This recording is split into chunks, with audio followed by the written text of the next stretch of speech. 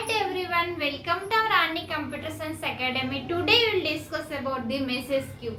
Message queue is very important topic students in your real-time operating system subject. So it is very important compulsory question in your semester exams.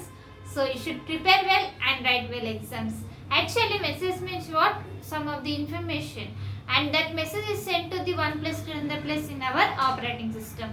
Now we'll see what is the message queue and how it will be used and what are the operations are there in message queue. First you like this video so that it reaches so many students and they will learn all these topics. And don't skip this video, watch till end of this class so that you can understand what is the message queue. Message queue is nothing but it is an inter-process communication. And now you'll see diagram. Students, you should remember that while opening the booklet, draw margin with pencil neatly both sides and write question number neatly of left side of the margin and write answers correctly and write point wise. Don't write in paragraph. If you are writing paragraph, the examiner will not get good impression on your booklet. If you are writing point wise, the examiner will get good impression on your booklet and you can pass easily and you can score many more marks. And now we'll see our class. Message queue. Message queue is very important topic students, and note down this diagrams also very important students in our subjects, theory subjects. So you should note down these points and note down diagram also. Very important topic students, note down this topic. It is very important. Now let's see message queue. Message queue, it is a IPC. IPC is nothing but inter-process communication. Inter-process communication, which means that communication between the two methods is called as the inter-process communication process. And next, the message queue is linked list. Message queue is linked list. Message queue is linked list of messages stored in the kernel.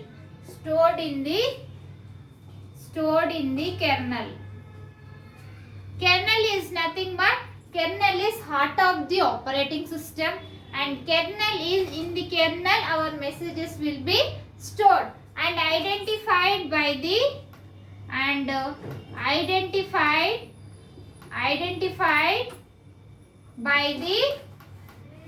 message identifier, by the message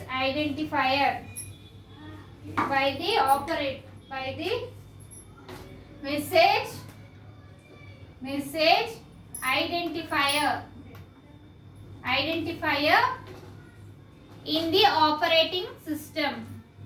Identifier in the OS. OS is nothing but operating system. Operating subject is there in our B.Tech second year students. So operating system is what? It is an inter-process between the system and user is called as the operating system. And here note down these points students. Next one is message.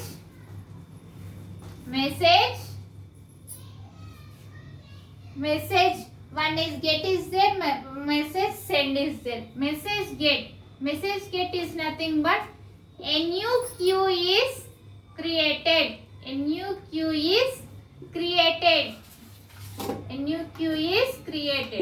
Next one, message send is there. Message send function is used to the a new messages is adding at the end of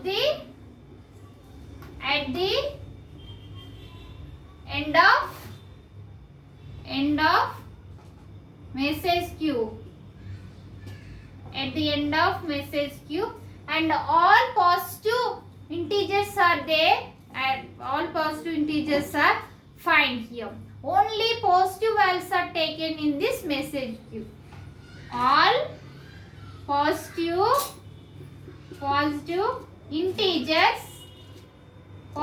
integers fine, which means that only positive integers are taken here in this message queue.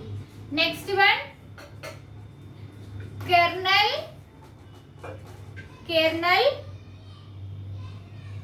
assigns unique ID, which means that kernel assigns unique ID. Only it will have the specific ID. It will have the specific ID and unique ID. Unique ID. Next, to the message queue.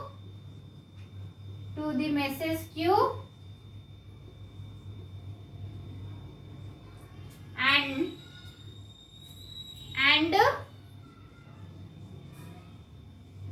kernel is message queue will have the queue control block, QCB. QCB is nothing but queue control block. Note down these points, students, in your notes. Next one, kernel maintains the length of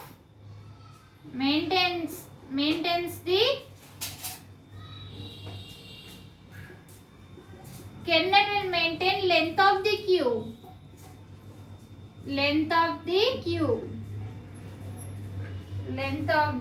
Message queue. To determine how much memory required to the specified message queue. For specific message queue, how much memory is required, so that length of the message queue is taken here. We have to find the maximum length of message. Next one, for message queue, it will include the header and tail. Two operations are there, header and tail. Now you'll see that also in the diagram, what is the header and what is the tail. Note down these points, students, in your notes. Now you'll see each one of them. It is an inter-process communication. Message queue is inter-process communication, means in between two places, between two operating systems, our communication system is the communication process is called as the message sending and message receiving. This process is called as inter-process communication. Next one, the message queue is linked list, which is linked list is there in data structure subject, which is circular linked list, single linked list and double linked list, which is it have the only specific linked list is there. In that, messages are stored in the kernel. Kernel is the heart of the kernel.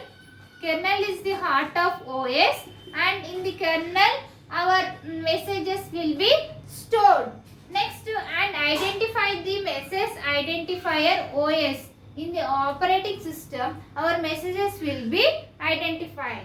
Next one, message get. Message get is also function used to create a new message. A new queue is created. A new message queue is creating purpose. We will use this message get function. Next one, message send. Message send function is used to new messages is added at the end of the message queue. At the end of the message queue, our new messages will be adding there.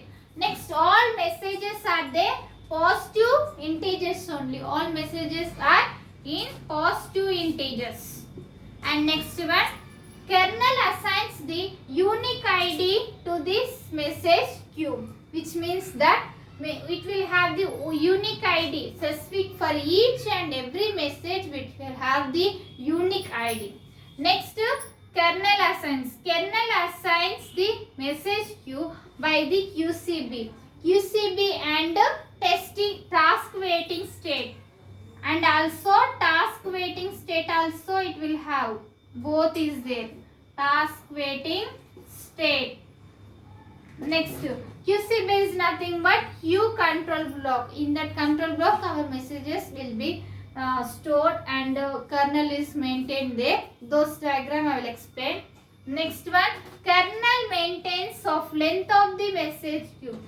Kernel also maintain the length of the message queue. For which purpose? If the length of the message queue which is used to determine the message queue, how much memory is required to that memory, to that message queue. So we have to find the first length of the message queue. Now you see diagram for this message queue. Note down these points, students, in your notes. Now you see diagram. Note down this diagram, students. Very important topic and very important diagram also in your exam. It will have the header and tail. Two operations are there, header and tail. So if you are watching first time, subscribe our channel and like and share. Now you see diagram, message queue block, queue control block, queue control block, QCB. In last only we have discussed QCB, message control block. Note down these, students. Next one is memory. Memory is nothing but it will store the data.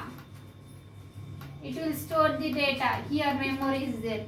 Next, sending task. Sending task. Waiting state. Waiting list. Next one, task 1 and task 2 is there.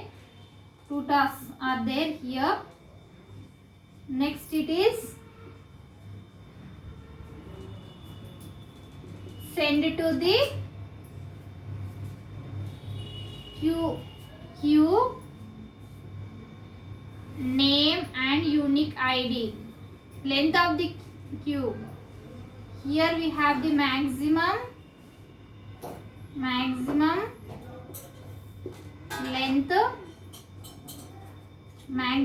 length of message. Next one, it will have the header and tail. I have explained previous, header and tail both functions are there. Those functions are here. Actually it is queue length. How much length is there to determine the length of the queue, tail and head. Next one, it will have the two tasks are there here, task 1 and task 2.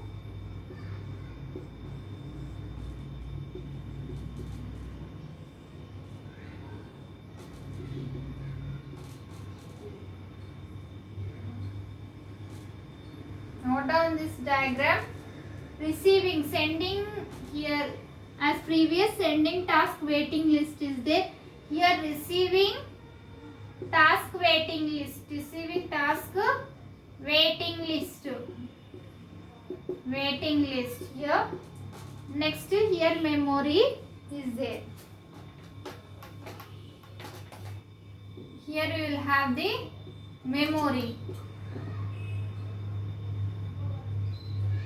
Note down this diagram, students. Here we have the queue control block. In queue control block, in the queue only we have to send the messages. So this process is called as the queue control block. And memory means it is stored. Our data will be stored in this queue, in this memory. Queue means last in first out. Last in first out. Queue means last in first out. So last in first out LIFO process, last messages will be executed first. This process is queue. Next, sending task waiting list. Task will be, tasks are sent through this here process to the message queue. Here length of the message will be identified. How much length of the message is there. Here two functions are there, tail and head is there. Message queue will be identified here. Next it will send to through here task 1 and task 2, receiving task waiting list. So our operating system will be here sended, receiving is there. It will be receive the task. This is the process of the message queue. So you should draw this diagram, students, in your notes. And if you have any doubts about this class, write in comments. I will definitely reply to you. And first you like this video so that it reaches so many students. In our channel, we will discuss the Python programming, cloud computing, cyber security, machine learning, data structures and artificial intelligence. Those playlist link I will send in description. You can follow it and you can prepare well and write well exams. If you are watching first time, subscribe our channel and like this video, subscribe our channel and click on bell icon and select all, so that when I will upload the videos, you'll get by notification and you can pass easily through our channel and follow our channel, support our channel and like this video so that it reaches to so many students and they will learn all these topics, and share this video